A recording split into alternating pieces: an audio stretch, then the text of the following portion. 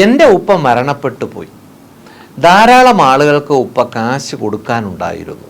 ഒന്നും എഴുതി വെച്ചിട്ടോ പറഞ്ഞിട്ടോ ഇല്ല.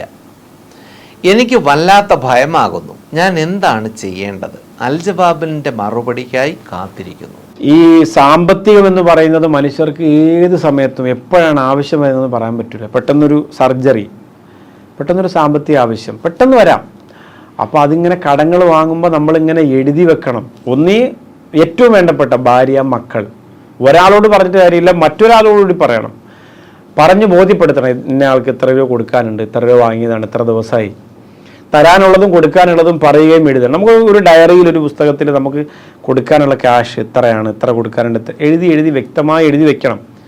ഇപ്പോൾ തലവസ്ഥാനൊക്കെ പറയും നമ്മൾ കിടക്കാൻ നേരത്ത് ഒരു ഗ്ലാസ് വെള്ളം അടുത്ത് വെച്ചിട്ട് കിടക്കണമെന്ന്. കാരണം അസ്രായിൽ എപ്പോഴാണ് വരുന്നതെന്ന് പറയാൻ പറ്റൂല. തൊണ്ട വരണ്ട് ഉണങ്ങുമ്പോൾ കൈ കൊണ്ട് എടുത്തെങ്കിലും ഒരു 1/2 ഗ്ലാസ് കുടിക്കാൻ പറ്റിയാൽ അത്രയും റാഹത്തായല്ലോ എന്നുള്ള ചിന്തയാണത്. മരണത്തിൻ്റെ എപ്പോഴും മരണം ഉണ്ടെന്ന്, കൂടെ ഉണ്ടെന്ന് മനസ്സിലാക്കി തന്നെ നമ്മൾ യാത്ര ചെയ്യണം.